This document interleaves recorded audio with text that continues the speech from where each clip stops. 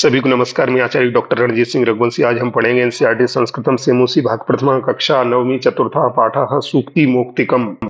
चतुर्थः पाठः पाठ 4 सूक्ति मोक्तिकम। सूक्ति का अर्थ होता है अच्छी बात, मोक्ति का अर्थ होता है मोती। इस पाठ में विभिन्न ग्रंथों से अच्छी अच्छी बातों को संग्रहित करके एकत्र किया गया है और इसमें परोपकार और मानवीय गुणों वाली ऐसी बातें बताई गई हैं जिन बातों का पालन कर कर, जिन बातों को अपने जीवन में उतार कर हम अपने जीवन को सफल बना सकते हैं। जो प्रथम श्लोक है मनुस्मृति से लिया गया है, इस प्रकार है। वृत्तम यत्नेन संरक्षेत वित्तमेति च याति च अक्षीणो वित्ततः क्षीणो व्रततः स्तु हतो हतः। वृत्त का अर्थ होता है चरित्र। ये कह रहे हैं कि वृत्तम यत्नेन संरक्षित, अर्थात हमें अपने चरित्र की यत्न पूर्वक सुरक्षा करना चाहिए, रक्षा करना चाहिए। वित्तमेति च याति च, वित्त का अर्थ होता है धन, कि धन तो आता जाता रहता है। अक्षीणो वित्ततः क्षीणो, जिसका धन चला गया उसका तो कुछ भी नहीं गया। वृत्ततस्तु हतो हता, और जिसका चरित्र चला गया वो तो मरा हुआ ही समझो। अगला श्लोक विदुर नीति से जो इस प्रकार है। श्रूयेताम धर्म सर्वस्वम श्रुत्वा चैवावधार्यताम आत्मनः प्रतिकूलानि परेषां न समाचरेत। अर्थात धर्म शास्त्र का जो है वो सार हमें सुनना चाहिए, अर्थात संक्षिप्त रूप में धर्म को सुनना चाहिए और सुनकर उसे धारण करना चाहिए। आत्मनः प्रतिकूलानि, जो चीज़ हमें अपने आप में अच्छी ना लगती हो, परेशान न समाचरेत, वो चीज़ हमें दूसरों के साथ, वैसा काम हमें दूसरों के साथ नहीं करना चाहिए। तीसरा श्लोक चाणक्य नीति से लिया गया है जो इस प्रकार है। प्रिय वाक्य प्रदानेन सर्वे तुष्यन्ति जन्तवः तस्मात् तदेव वक्तव्यम वचने का दरिद्रता। अर्थात प्रिय वाक्य बोलने से सभी प्राणी प्रसन्न हो जाते हैं, इसलिए प्रिय वाक्य ही बोलना चाहिए। प्रिय वाक्य बोलने में कैसी दरिद्रता। अगला श्लोक है चौथा, ये सुभाषित रत्न भंडागारम नामक ग्रंथ से है जो इस प्रकार है। पिबन्ति नद्यः स्वयमेव नाम्भः स्वयं न खादन्ति फलानि वृक्षः नादन्ति सस्यं खलु वारिवाः परोपकाराय सतां विभूतया। अर्थात नदियाँ स्वयं अपना जल नहीं पीती हैं, वृक्ष स्वयं अपने फल नहीं खाते हैं और बादल स्वयं फसल को नहीं खाते हैं। महापुरुषों का जीवन सदैव दूसरों के लिए होता है। महापुरुषों का जीवन दूसरों की भलाई के लिए होता है।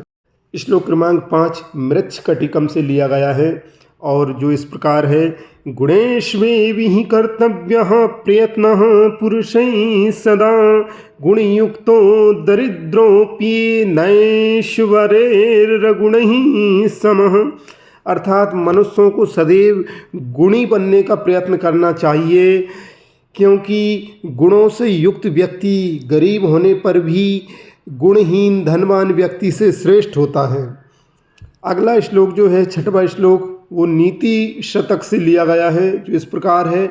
आरंभ गुर्वीं क्षैणी क्रमेण लग्भी पुरा वृद्धिमती च पश्चात दिनस्य पूर्वार्ध परार्ध भिन्ना छाया एव मैत्री खल सज्जनानाम। अर्थात जो दुष्ट व्यक्ति की मित्रता होती है वो दिन के पूर्वार्ध की छाया के समान होती है, जो पहले तो बड़ी होती है फिर धीरे धीरे छोटी होती चली जाती है। और जो सज्जनों की मित्रता होती है वो दिन के परार्ध के समान, अर्थात दिन के दूसरे भाग की छाया के समान होती है, जो पहले छोटी होती है फिर क्रम से धीरे धीरे बड़ी होती चली जाती है।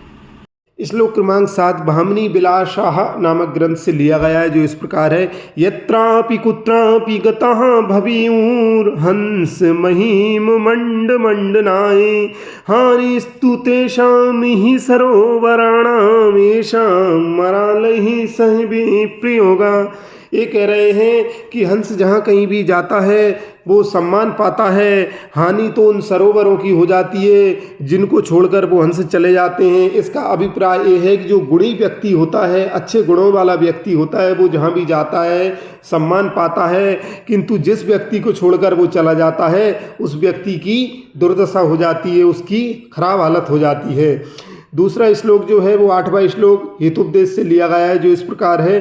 गुणः गुणज्ञेषु गुणः भवन्ति ते निर्गुणं प्राप्य भवन्ति दोषः आस्वाद्यतोयः प्रवहन्ति नद्यः समुद्रमासाद्य भवन्तपेयः।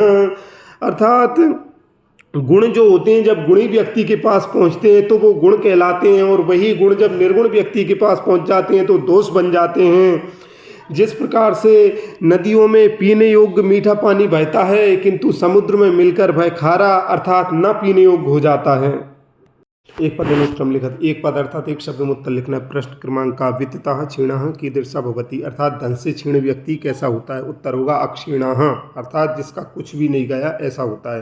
प्रश्न क्रमांक का कस्य प्रतिकूलानि कार्याणि परेशान न समाचरेत, अर्थात किसके प्रतिकूल कार्य दूसरे के प्रति नहीं करना चाहिए।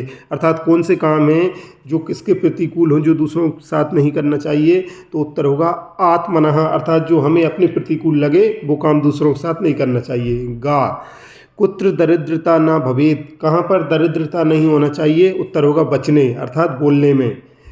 प्रश्न क्रमांक घा वृक्षाः स्वयं कानि न खादन्ति, वृक्ष स्वयं क्या नहीं खाते। उत्तर होगा फलानि, वृक्ष स्वयं अपने फल नहीं खाते। अगला प्रश्न है अंग का पुरा लघ्वी भवति, कि क्या चीज़ है जो पहले छोटी होती है। उत्तर होगा छाया। प्रश्न क्रमांक 2 अधोलिखित प्रश्न नाम उत्तराणी संस्कृत भाषाएं लिखत, नीचे लिखे हुए प्रश्नों को उत्तर संस्कृत भाषा में लिखो। प्रश्न क्रमांक का यत्नेन किन रक्षेत वित्तम वृत्तम वा, अर्थात यत्न पूर्वक किसकी रक्षा करना चाहिए, धन की या चरित्र की। उत्तर होगा यत्नेन वृत्तम रक्षेत, अर्थात यत्न पूर्वक हमें चरित्र की रक्षा करना चाहिए। प्रश्न क्रमांक का अस्माभि किम न समाचरेत, कीदृशम् आचरण न कर्तव्यम, अर्थात हमें किस प्रकार का आचरण नहीं करना चाहिए। उत्तर होगा अस्माभि आत्मनः प्रतिकूलानि परेशान न समाचरेत, अर्थात हम लोगों को जैसा हमें अपने साथ अच्छा न लगे वैसा दूसरे के साथ व्यवहार नहीं करना चाहिए। प्रश्न क्रमांक का जंतवः केन तुष्यन्ति, प्राणी किससे प्रसन्न होते हैं। उत्तर होगा जंतवः प्रिय वाक्य प्रदानेन तुष्यन्ति, प्राणी प्रिय वाक्य बोलने से, मीठी वाणी बोलने से प्रसन्न होते हैं। प्रश्न क्रमांक घ सज्जना नाम मैत्री कीदृशी भवति, अच्छे लोगों की मित्रता किस प्रकार की होती है। उत्तर होगा सज्जना नाम मैत्री दिनस्य परार्ध छाया एव भवति, अर्थात अच्छे लोगों की मित्रता जो होती है वो दिन के दोपहर बाद की छाया के समान होती है। प्रश्न है सरोवराणाम हानि कदा भवति, सरोवरों को हानि कब होती है। उत्तर होगा सरोवराणाम हानि मरालय सय विप्रयोगे भवति, अर्थात जब हंस सरोवरों को छोड़कर चले जाते हैं तो सरोवरों को हानि होती है। प्रश्न क्रमांक 3 में जोड़ी बनाने को दिया है, का स्तंभ से ख स्तंभ को मिलाना है, तो इसका उत्तर मैंने जो है वो नीचे लिख दिया है। का में आएगा तीसरा, खा में चौथा, गा में पहला और घा में दूसरा। इनको आप पढ़ लेंगे, शब्दों को अर्थ आपको समझ में आ जाएंगे, तो इस जोड़ी को भी आप सरलता से बना सकते हैं। प्रश्न क्रमांक 4 देखिए अधोलिखितयो श्लोकयो आशयम हिंदी भाषाया आंग्ल भाषाया व लिखत, कि नीचे लिखे हुए 2 श्लोकों का हिंदी या अंग्रेजी में आशय यानी कि अनुवाद लिखना है, तो इसकी आवश्यकता नहीं है क्योंकि इनका अर्थ हम पढ़ चुके हैं। प्रश्न क्रमांक 5 देखिए अधोलिखित पदेभ्य भिन्न प्रकृतिकम पदम चित्वा लिखत, कि नीचे लिखे हुए पदों के भिन्न प्राकृतिक पद को बताना है, अर्थात ऐसे शब्दों को छांटना है जो उनसे अलग है, औरों से अलग हैं। तो का में देखिए वक्तव्यम, कर्तव्यम, सर्वस्वम, हंतव्यम, इसमें सर्वस्वम अलग है। उसी प्रकार खा में यत्नेन, बचने, प्रिय वाक्य प्रदानेन, मरालेन, इसमें बचने अलग है क्योंकि बचने में अलग ही दिख रहा है कि सप्तमी विभक्ति एक वचन है और सब में तृतीय विभक्ति है। गा में देखिए श्रूयताम, अवधार्यताम, धनवताम, क्षम्यताम, इसमें जो अलग है वो है धनवताम। इसी प्रकार से घा में है जंतवः नद्या विभूतया परिता, इसमें परिता अलग है क्योंकि और सभी जो है वो प्रथमा विभक्ति के बहुवचन है और इसमें परिता एक अव्यय है। प्रश्न क्रमांक 6 स्थूल पदानि अधिकृत्य प्रश्नवाक्य निर्माणम कुरुत, कि मोटे अक्षरों को आधार बनाकर प्रश्नवाक्य निर्माण बनाइए। अब आप इसमें देखिए का में बनेगा वृत्ततः क्षीणा हता भवति का कस्मा क्षीणा हता भवति। अगला है धर्म सर्वस्वम श्रुत्वा अवधार्यताम, इसका बनेगा किम श्रुत्वा अवधार्यताम। अगला है वृक्षः फलम न खादन्ति, इसका बनेगा के फलम न खादन्ति। फिर अगला है खलानां मैत्री आरंभ गुरुभिः भवति, इसका बनेगा केषां मैत्री आरंभ गुरुभिः भवति। प्रश्न क्रमांक 7 है अधोलिखितानि वाक्यानि लोट लकारे परिवर्तयत, नीचे लिखे हुए वाक्यों को लोट लकार में परिवर्तन करना है। तो इसका बन जाएगा नद्यः आस्वाद्यतोया सन्ति का नद्यः आस्वाद्यतोया सन्तु, सा सदैव प्रिय वाक्यम वदति, इसका बनेगा सा सदैव प्रिय वाक्यम वदतु। फिर त्वं परेषां प्रतिकूलानि न समाचरसि, इसका बनेगा त्वं परेषां प्रतिकूलानि न समाचर।